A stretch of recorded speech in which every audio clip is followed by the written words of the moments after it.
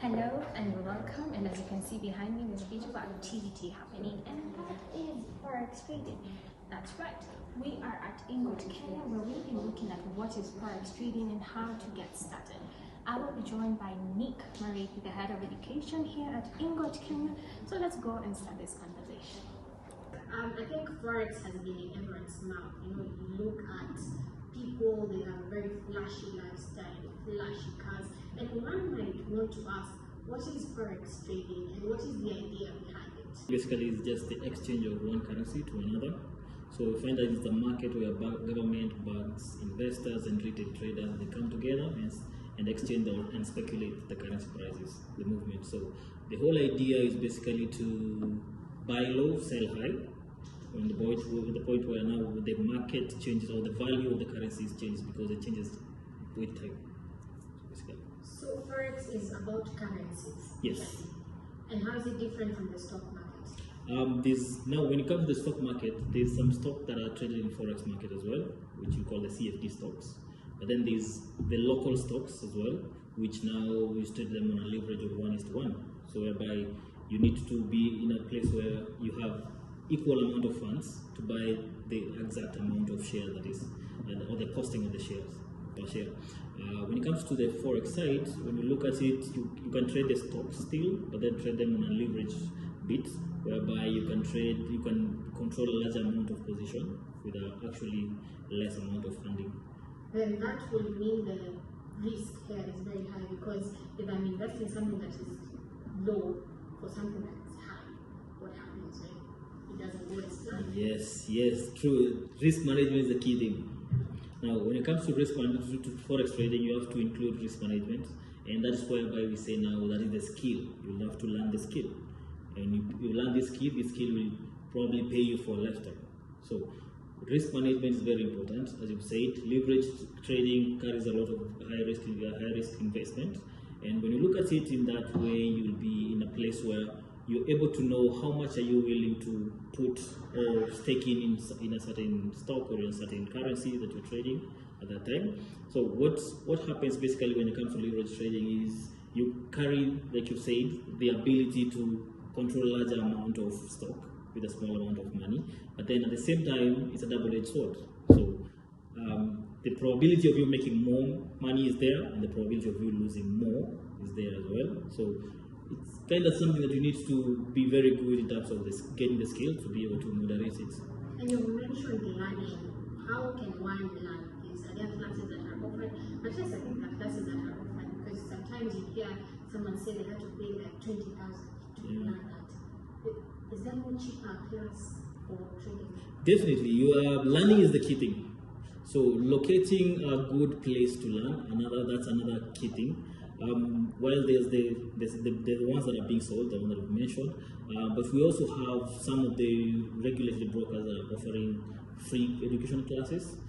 Let's say, for example, in Kenya, we have free education classes. So anytime you want to get to know more about the Forex market or what you can do in the financial markets, you can walk into Ingot brokers and get some free classes about it.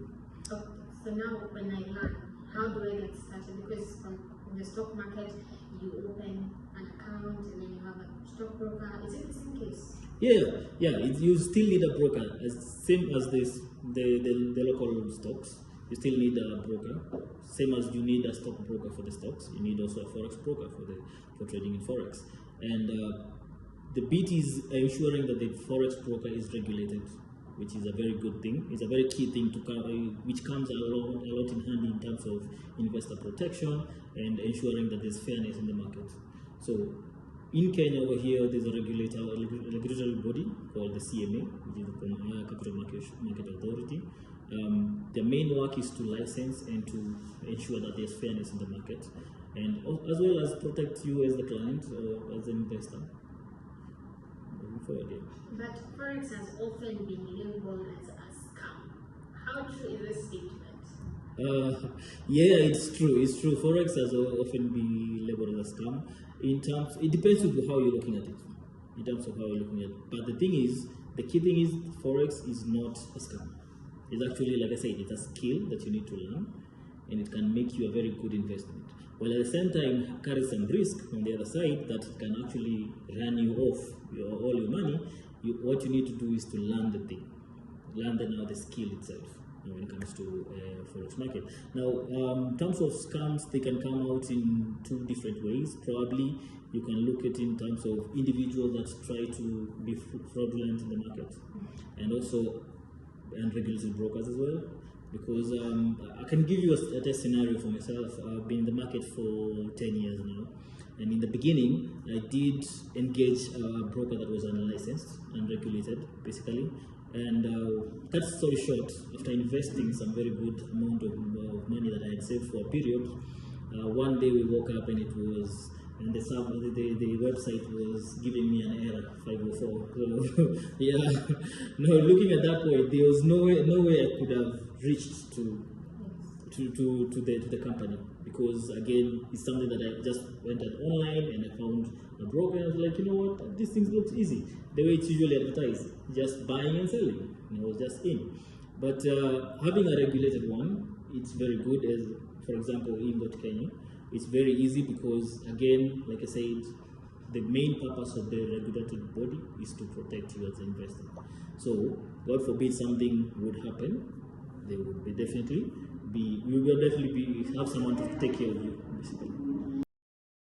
Now, when we look at the trading bit of it, is there a minimum amount one should invest?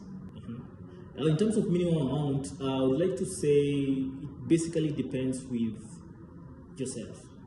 First of all, your risk appetite and your capability in the market, because again, it's a high risk, high reward kind of business. So you invest low, definitely you expect low income coming in. You invest high, you expect high income coming in. So again, like I said, it depends on the person himself or the persona.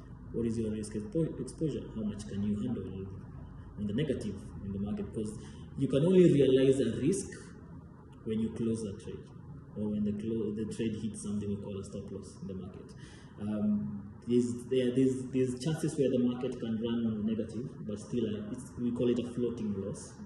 It's not yet realized loss, it's a floating loss, and you realize that at some point the market keeps on moving. Like I said, it's where the value changes with time, so it can come back into profit and you end up winning the trade. Even if you had like 2 days of negative running, then that day you realize that you get some profit. So again, funding, the minimum amount, that will depend with the person. But of course, you'll find brokers that give you even $10, $5. But again, it's about the realization of how much am I going to be making for myself as well, right?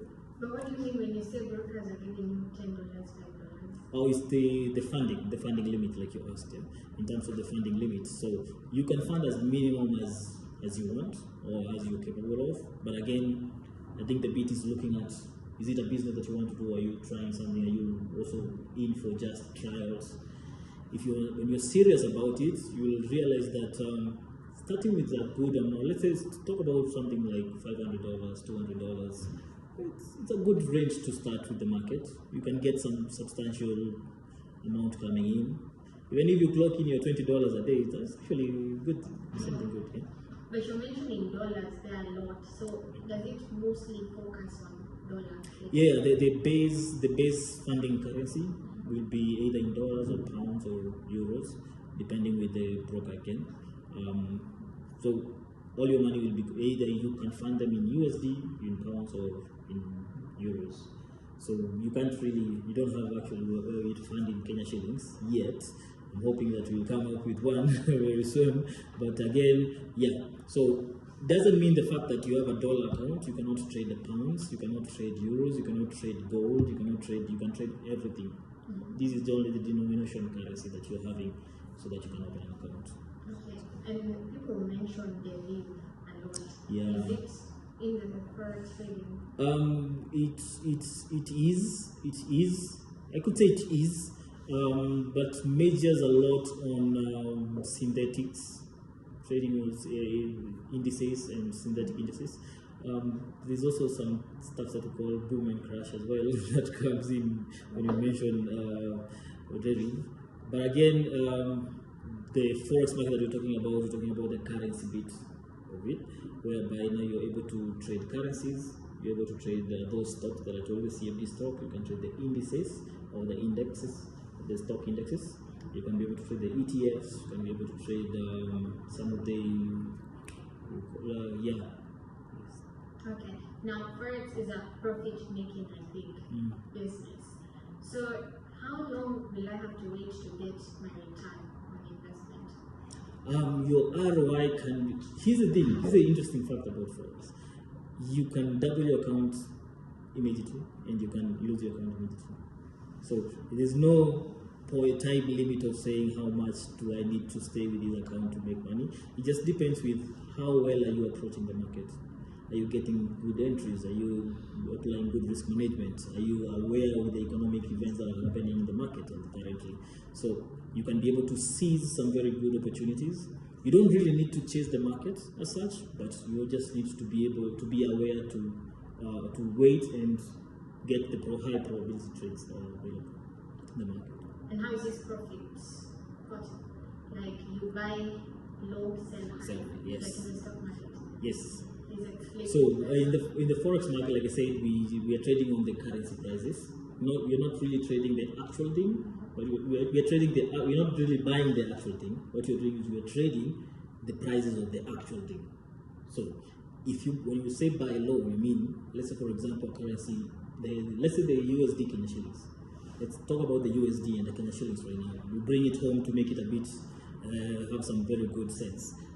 The rate right now, give it roughly 130 point something, yeah, that is happening. So when the market is at 130 USD versus Kenya shillings, it means for every one USD, you need 130 Kenya shillings to be equivalent with that person, right? So this means when you click on a buy on the forex market, you say you're buying, it means you're buying the USD while selling the Kenya shillings. So basically what happens on this side to make profit is, should the market move USD Kenya shillings, the price goes up to 135, it means if you had executed a buy at 130, then you're making a profit. If you had executed a sell at 130 and it goes to 135, then you made a loss. That's it, right? So basically the software that is used in trading, the MetaTrader 5 or Trader 4, all of those, they actually respond to the command that you give. You give the command to buy, the command to sell, and yeah, so that's why it's very important for you to know where is the market headed to, so that you can give the correct command. So it has nothing to do with the broker, it has nothing to, that's it basically now you and the market, where you are. And it's an advantage in the fact that it's being traded in dollars. So if my profit was $5, I convert that to Kenya shillings. Guess a good amount. Now it makes sense. But again, the other side. You have to wait. Yeah. Because it can go both ways. You can say it's a double-edged sword. Okay. And what is your call to action? Basically, what I can say is education is very important. You need to learn a lot to just understand the skill itself, right? Because like you said, it's a double-edged sword. You need to be in a place where you're telling yourself, this is to tell you something, that there's a question that you've asked about it always being labeled as a scam. The thing is, the reason why people get it so easily to call it a scam is because, first of all, forex trading is very easy to start. Very easy to start. Such that even right now, seated over here, you can just take your phone, download the MetaTrader 5 software, open an account, fund in money, and clicking buy or sell. Even if you don't know what you're buying or what you're selling. So at the end of the day, you may end up losing money. See, it was very easy to enter, then you lose money. So you start asking yourself, where did that money go? Now try to explain to someone that, okay, I open an account, I put in $500 and I cannot see that $500 anymore. Where does it go? So the easiest way to explain it is, it's a scam.